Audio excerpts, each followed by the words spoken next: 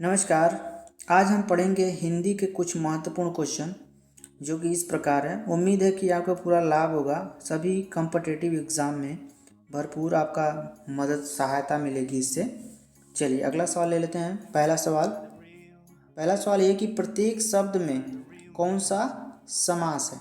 तो पहला है ऑप्शन अव्ययी भाव, द्विगु समास, कर्मधारय और है आपका द्वंद्व समास। इसका राइट आंसर होगा आपका अव्ययी भाव। देखिए अव्ययी भाव होता क्या है। अव्ययी भाव का मतलब होता है हर एक। ठीक है, यानी कि यह अव्ययी भाव समास है।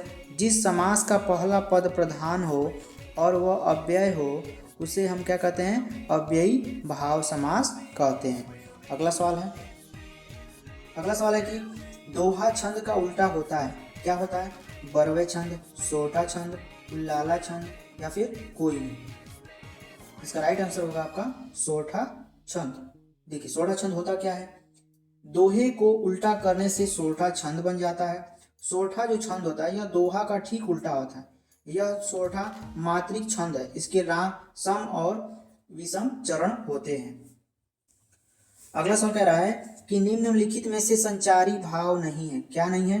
चिंता, व्याधि, अश्रु या फिर असूया। इसका राइट आंसर होगा आपका अश्रु। ठीक है, अब देख लेते हैं संचारी भाव होता क्या है। संचारी भाव का मतलब होता है कि वह भाव जो अस्थाई भाव की ओर चलते हैं, जिसे अस्थाई भाव रस का रूप धारण कर लेवे।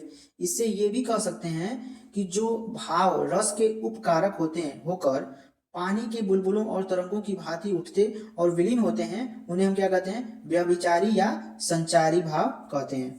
ठीक है, चलिए अगला सवाल देख लेते हैं। अगला सवाल कह रहा है कि किस रस को रस राज भी कहा जाता है। करुण रस, वीर रस या फिर श्रृंगार रस या फिर विवत्स रस। इसका राइट आंसर होगा ऑप्शन सी, श्रृंगार रस। ठीक है, श्रृंगार रस होता है। श्रृंगार रस को ही रस राज माना गया है क्योंकि यह अत्यंत क्या है, व्यापक है। क्या है, व्यापक है। चलिए अगला सवाल है कि निम्न में शब्दालंकार रहित शब्द यानी शब्द नहीं, मतलब कि शब्दालंकार रहित शब्द है। अनुप्रास है, यमक है, रूपक है या फिर वक्रोक्ति है। जिसका राइट आंसर होगा आपका रूपक। ठीक है, अब समझ लेते हैं शब्दालंकार के बारे में। शब्दालंकार दो शब्दों से मिलकर बना होता है, यानी शब्द धन अलंकार। ठीक है, इन दो शब्दों से आपका शब्दालंकार बना है, जिसे दो रूप होते हैं, ध्वनि और अर्थ। जिसके दो रूप होते हैं, क्या होते हैं, ध्वनि और अर्थ। ठीक है, ये होता है आपका इसके रूप। जिस अलंकार में शब्दों का प्रयोग करने से कोई चमत्कार हो जाता है और उन शब्दों की जगह पर समानार्थी शब्द को रखने से वो चमत्कार कहीं गायब हो जाता है, तो ऐसी प्रक्रिया को शब्दालंकार कहा जाता है। शब्दालंकार के जो आपके 6 भेद होते हैं। ठीक है, आइए देख लेते हैं कौन कौन सा है। पहला है अनुप्रास, दूसरा है यमक, तीसरा है पुनरुक्ति, चौथा है विप्सा और पांचवा है वक्रोक्ति और लास्ट है छठवां है जो आपका श्लेष है। तो ये होता है आपके भेद शब्दालंकार के। ठीक है, चलिए अगला सवाल देख लेते हैं। अगला सवाल है कि चरण कमल बंदो हरिराई पंक्ति में अलंकार है, कौन सा अलंकार है। अनुप्रास, यमक, श्लेष या फिर रूपक अलंकार। इसका राइट आंसर होगा आपका रूपक अलंकार। ठीक है, चलिए अगला सवाल कह रहा है कि उपमा में कौन से अंग हैं, यानी उपमा के कौन से अंग हैं। तो पहला है साधारण धर्म, उपमेय, उपमान या फिर सभी। इसका राइट आंसर होगा आपका सभी। ठीक है, आइए एक नजर डाल लेते हैं इस पे क्या होता है। उपमा के देखिए आपके 4 भेद होते हैं। ठीक है, 4 अंग होते हैं। पहला जो आपका है साधारण धर्म होता है। इसका मतलब ये होता है कि उपमेय और उपमान के बीच समान गुण धर्म को साधारण धर्म कहते हैं। ठीक है, ये होता है साधारण धर्म। और जो उपमेय होता है इसका मतलब ये होता है कि काव्य में जिसकी समान गुण धर्म के आधार पर तुलना की जाती है उसे हम क्या कहते हैं, उपमेय कहते हैं। और तीसरा है आपका उपमान। तो उपमान में होता है कि उपमेय की तुलना जिसके वस्तु साथ की जाती है उसे हम क्या कहते हैं, उपमान कहते हैं। और जो लास्ट में होता है, चौथा होता है, वो क्या होता है, वाचक होता है। क्या होता है, वाचक शब्द। तो इसका मतलब होता है कि जो शब्द उपमेय और उपमान के बीच समानता को दर्शाते हैं उन्हें हम क्या कहते हैं, वाचक शब्द कहते हैं। क्लियर है दोस्तों। चलिए अगला सवाल है।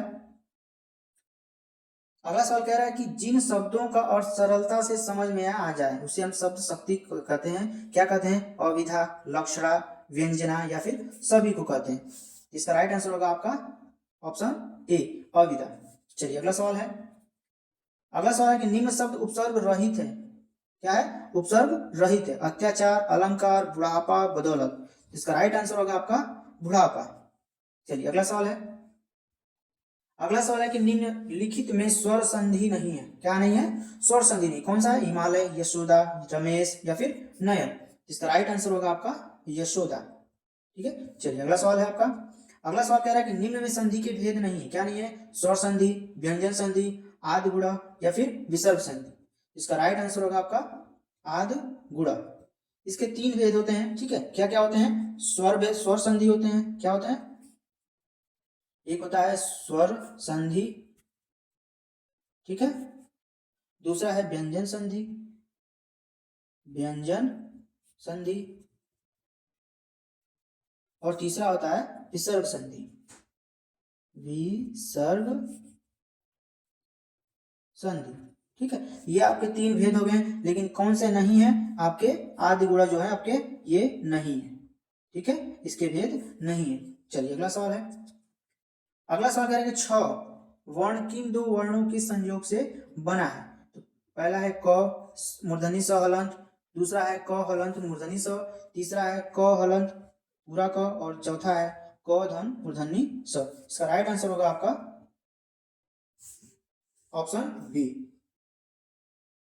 चलिए अगला सवाल है। अगला सवाल है कि निम्न में अर्ध स्वर वर्ण है। क्या है? अर्ध स्वर वर्ण है। तो पहला है च, य, अ मूर्धनी स। इसका राइट आंसर होगा आपका ऑप्शन बी। ठीक है। देखिए आपका जो अर्ध स्वर होता है, एक तो य होता है। क्या होता है? य होता है, और दूसरा क्या होता है? व होता है, जो कि आपका अर्ध स्वर होता है। ठीक है। चलिए अगला सवाल है। अगला सवाल है कि आ का उच्चारण स्थान है। क्या है? अग्र स्वर है, मध्य स्वर है, पश्च स्वर है या फिर ये सभी है। इसका राइट आंसर होगा आपका पश्च स्वर। अब देखिए पश्च स्वर होता क्या है। अब देखिए इसमें क्या होता है। पहला होता है आ, ठीक है, फिर होता है छोटा ऊ, फिर उसके बाद बड़ा ऊ, फिर उसके बाद होता है ओ, ठीक है, फिर उसके बाद होता है औ, फिर उसके बाद होता है आ। ठीक है। ये होते हैं, इसे संवृत्त स्वर भी कहते हैं। क्या कहते हैं? संवृत्त, संवृत्त स्वर भी कहते हैं इसको। ठीक है। जिसका मतलब होता है कि कम खुला हुआ, यानी कि जिस स्वरों के उच्चारण में मुख कम खुले उसको हम क्या कहते हैं? पश्च स्वर कहते हैं या फिर संवृत्त स्वर कहते हैं। चलिए अगला सवाल है आपका। अगला सवाल है कि भूकंप शब्द में कौन सी संज्ञा है? व्यक्तिवाचक, जातिवाचक, भाववाचक या फिर द्रव्यवाचक। इसका राइट आंसर हो जाएगा आपका जातिवाचक। चलिए अगला सवाल है आपका। निम्न कारण से संज्ञा का रूपांतरण नहीं है। क्या है? लिंग है, वचन है, पुरुष है या फिर कारक। इसका राइट आंसर होगा आपका पुरुष। Option right is third. ठीक है। चलिए अगला सवाल है आपका। अगला सवाल कह रहा है कि सर्वनाम के कुल कितने भेद होते हैं? 5, 4, 6, 7। ठीक है। इसका राइट आंसर होगा आपका 6, जो इस प्रकार होते हैं। पहला होता है पुरुषवाचक सर्वनाम, दूसरा है निश्चयवाचक सर्वनाम, तीसरा है अनिश्चयवाचक सर्वनाम, चौथा है आपका प्रश्नवाचक सर्वनाम, पांचवा है संबंधवाचक सर्वनाम, और जो छठा है आपका निजवाचक सर्वनाम होता है। तो ये होता है सर्वनाम के कितने भेद हैं? 6 भेद हैं। चलिए अगला सवाल है आपका। अगला सवाल है कि निम्न में सर्वनाम के भेद नहीं है। ठीक है। पुरुषवाचक, निजवाचक, प्रश्नवाचक या फिर क्रियार्थक संज्ञा, ये में से कौन सा आपका सर्वनाम नहीं है? इसका राइट आंसर होगा ऑप्शन डी, क्रियार्थक संज्ञा। चलिए अगला सवाल देख लेते हैं। अगला सवाल है कि तुम शब्द, क्या है? तुम शब्द किस प्रकार का सर्वनाम है? अन्य पुरुष, उत्तम पुरुष, मध्यम पुरुष या फिर कोई नहीं। इसका राइट आंसर होगा आपका मध्यम पुरुष। चलिए अगला सवाल है आपका।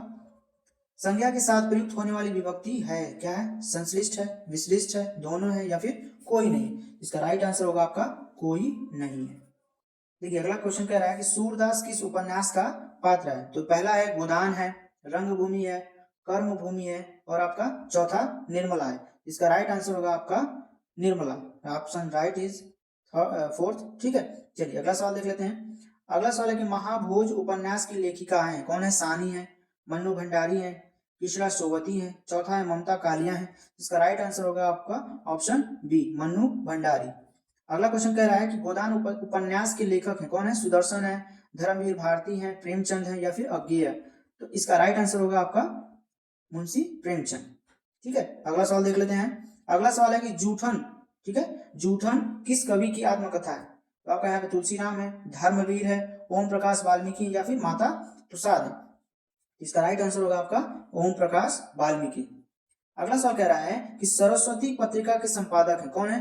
बालकृष्ण भट्ट है, महावीर प्रसाद है, प्रेमचंद है या फिर महादेवी वर्मा है। इसका आपका राइट आंसर होगा option B is correct answer, Mahavir Prasad. अगला है कि भक्ति काल का समय होता है कब होता है?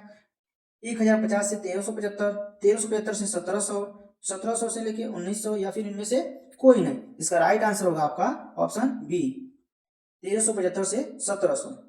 चलिए अगला सवाल देख लेते हैं। अगला सवाल है कि आदिकाल को वीर काल किसने कहा?